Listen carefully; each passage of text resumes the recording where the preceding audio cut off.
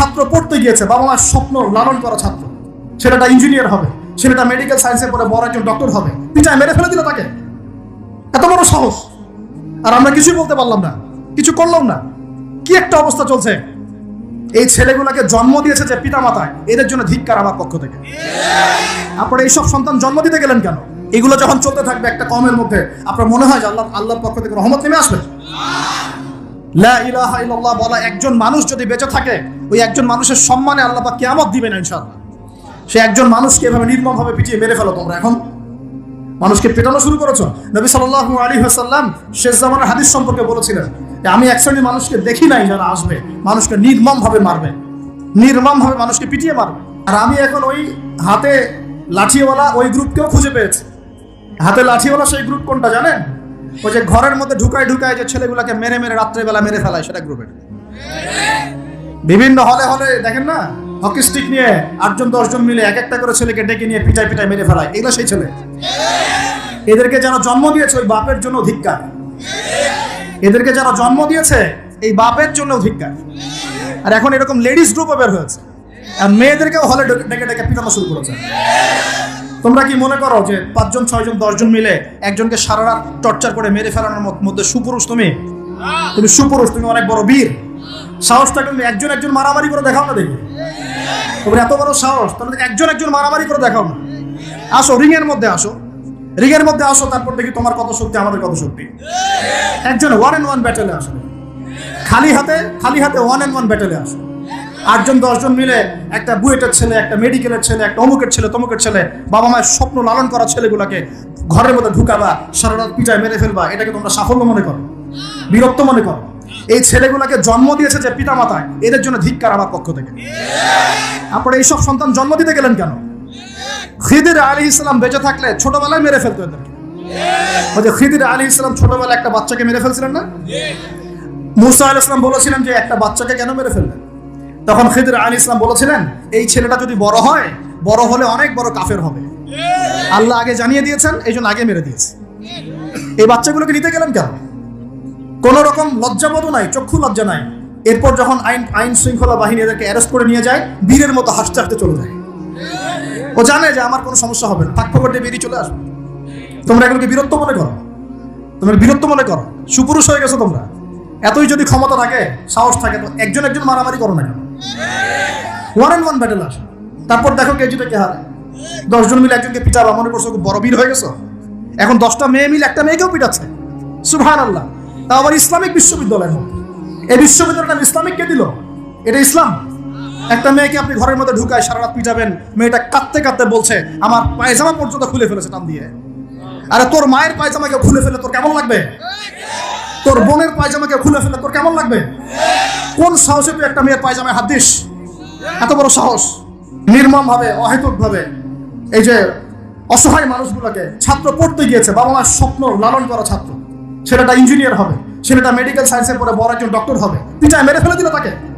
আর কোরআন খুলে দেখেন, একটা জাতির কথা আল্লাহ পাক বলেছেন। এই জাতির নাম হচ্ছে আদ জাতি। কোন জাতি ভাই?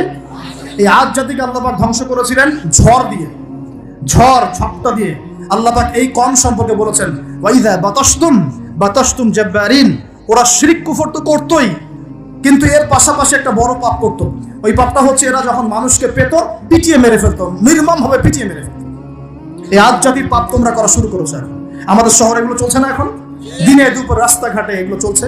শিক্ষা প্রতিষ্ঠানে গিয়ে এগুলা মাস্তানি করতে গিয়েছো তোমরা। আল্লাহ রাব্বুল আলামিন আমাদেরকে উমরের শাসন দান করুন বলে একটা মাস উমরের শাসন যদি চলে না, দেখবেন সব লাইনে চলে আসছে ইনশাআল্লাহ। একটা মাস খালি ধর্ষণের বিচার করা শুরু করেন, ধর্ষণ করার সাহস খুঁজে পাবেন ইনশাআল্লাহ। কোন মাদ্রাসাতে আমরা দেখেছি, কোন মাদ্রাসাতেও এই যে হাফেজ ছাত্র হতে গিয়েছে, বাবা মা হাফেজ বানাবে, মাদ্রাসায় পাঠিয়েছে, মাদ্রাসার শিক্ষক ছেলেটাকে বলাৎকার করে রেখে দিয়েছে। হ্যাঁ, ঢাকা শহরের ঘটনা বলছি।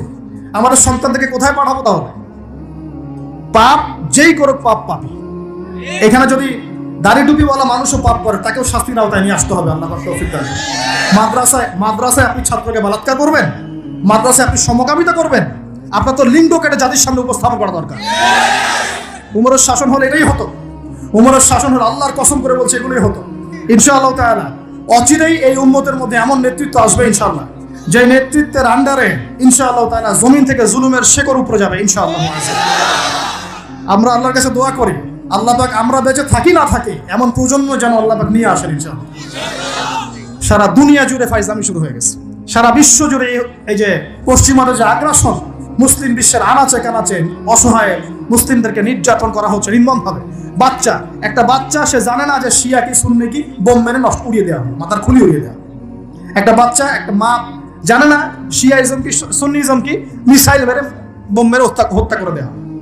ফাইজলামি শুরু হয়েছে সারা বিশ্ব জুড়ে, এগুলোই চলতেছে। সারা বিশ্ব জুড়ে মিডিয়ার মধ্য দিয়ে মুসলিমদেরকে আজকে সন্ত্রাসী বানানো হয়ে গেছে। সারা বিশ্বের রক্তও ঝরবে আমাদের, আবার আমাদেরকেও সবাই সন্ত্রাসী বলে বেড়াবে। নাটক শুরু করেছে, নাটক। সারা বিশ্ব জুড়ে সবচেয়ে শান্তিকামী মানুষ কারা?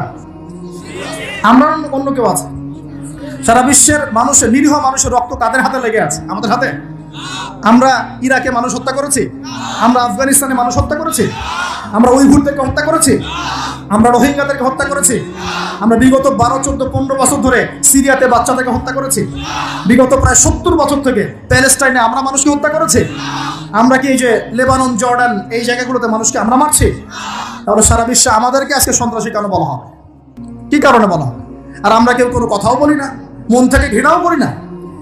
এই কথাগুলো বলবেন কারা? বলবেন তো আলেম ওলামারা।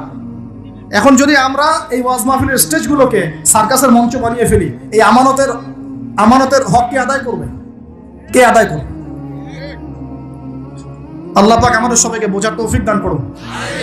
আমরা আশা করি ইনশাআল্লাহ তাআলা আমাদের উপরে যারা আছেন তাদের বোধোদয় হবে ইনশাআল্লাহ তাআলা। আমরা কারো শত্রু নই, ইসলাম কারো শত্রু নয়, কারো খারাপ চায় না। ইসলাম চায় সমাজের ন্যায় প্রতিষ্ঠা হোক, এবং ন্যায়টা যে কারো হাত দিয়ে প্রতিষ্ঠা হোক, কোনো সমস্যা নাই। এক্স ওয়াই জেড যেই হোক না কেন, যার হাতে ন্যায় প্রতিষ্ঠা হবে আমরা তার জন্য দোয়া করবো ইনশাআল্লাহ। আর যে অন্যায়কে প্রশ্রয় দিবে, প্রতিষ্ঠা করবে, আমরা তার ধ্বংসের জন্য আল্লাহর কাছে দোয়া করবো ইনশাআল্লাহ। আর আল্লাহ পাকের গজব যখন নেমে আসবে কেউ ঠেকাতে পারবে না ইনশাআল্লাহ। আমি বলে দিয়েছি প্রথমেই, সবকিছু মালিককে, সব ক্ষমতা কার হাতে? প্রিয় যুবক ভাইয়ের স্পেশালি আগামী দিনে ইসলামের পতাকা হাতে নিয়ে বিশ্বকে চ্যালেঞ্জ করার জন্য এখন থেকে প্রস্তুত হয়ে যান। একদিনের মাহফিল দিয়ে কিচ্ছু হবে না, একদিনের মাহফিল দিয়ে গরম বক্তব্য দিয়েও কিছু হবে না। আপনাদের সবাইকে কনস্ট্রাকটিভ কাজ করতে হবে।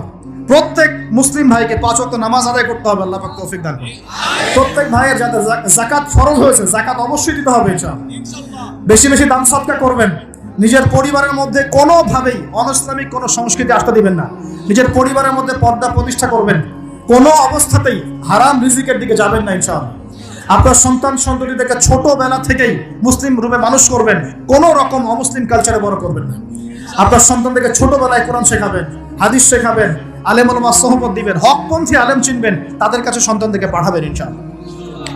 ইসলামকে নিয়ে ঠাট্টা বিদ্রুপ করবেন না, রং তামাশা করবেন না। এই যুগ সম্পর্কে সচেতন থাকবেন, কি হচ্ছে, কি চলছে, হাদিসে কি আছে, কোরআনে কি আছে, সামনে কি হতে পারে, সচেতনতা তৈরি করবেন। এই চলমান ফিতনাময় পরিবেশে নিজের ঈমান আমলকে এমনভাবে ধরে রাখবেন যেমন করে হাতের মধ্যে মানুষ আগুন ধরে রাখে, ঈমান ধরে রাখে। পরিবারের মধ্যে বেপরদামিকে স্থান দিবেন না। পরিবারের ছেলে কি করছে, মেয়ে কি করছে, আপনার আত্মীয় স্বজনের হক ঠিক আছে কিনা, প্রতিবেশীর হক ঠিক আছে কিনা, প্রতিটা বিষয় as a Muslim leader of the family আপনাকে এগুলো দেখতে হবে, আল্লাহ তৌফিক দান করুন। এবং বেশি বেশি সামাজিক কিছু অ্যাসোসিয়েশন করে তুলবেন যেগুলো সামাজিক অন্যায়গুলোকে প্রতিরোধ করবে ইনশাআল্লাহ। সামাজিকভাবে ন্যায় ছড়িয়ে দিবে, সামাজিকভাবে ইসলাম ছড়িয়ে দিবে ইনশাআল্লাহ। শিক্ষা প্রতিষ্ঠান গড়ে তুলবেন যেখানে জেনারেল এবং ইসলামিক শিক্ষার সমন্বয় থাকবে, আলোকিত প্রজন্ম গড়ে উঠবে ইনশাআল্লাহ। এরকম সমাজের অবস্থায় কি আল্লাহর আযাব আসবে না রহমত আসবে? এই হচ্ছে আমাদের সমাজের অবস্থা। এখন কতগুলো বলে শেষ করব। প্রতি ঘরে ঘরে ব্যভিচার ঢুকে পড়েছে, ঘরে ঘরে ব্যভিচার, পরকীয়া ঢুকেছে, পরকীয়া। আর অর্থনৈতিক ক্ষেত্রে ঘরে ঘরে ঢুকেছে সুদ আর সুদ, ঘুষ ঢুকেছে ঘুষ, এদিকে সুদ ঢুকেছে, দুর্নীতি ঢুকেছে, অন্যের সম্পদ অন্যায়ভাবে হস্তক্ষেপ করার নোংরা সংস্কৃতি ঢুকে পড়েছে প্রত্যেক জায়গায় জায়গায়। আমাদের ইয়াং জেনারেশন নিজেদের ইতিহাস ভুলে গেছে যে আমরা কার উত্তরসূরি। খালেদ বিন ওয়ালিদের নামও তারা জানে না, উমর ইবনে খাত্তাবের নাম জানে না, তারেক বিন জিয়াদকে চিনে না, মুহাম্মদ বিন কাসিমকে চিনে না।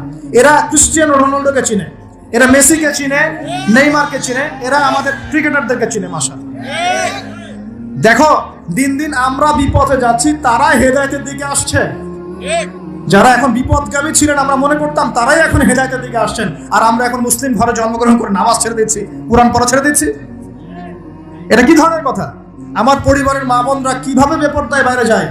আমার পরিবারের কর্তা আমি কেমন করে আমার পরিবারের স্ত্রী সন্তান মেয়েরা বাইরে বেপরদায় যাবে, কিভাবে যাবে?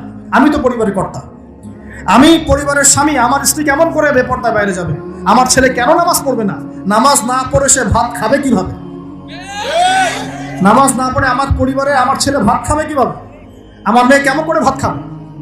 অতএব পরিবারটাকে শক্ত করেন, হালাল খান, সামাজিকভাবে ইসলামটাকে এগিয়ে নেন, ইনশাআল্লাহ দেখবেন একদিন বড় পরিসরে ইসলাম কায়েম হয়ে যাবে।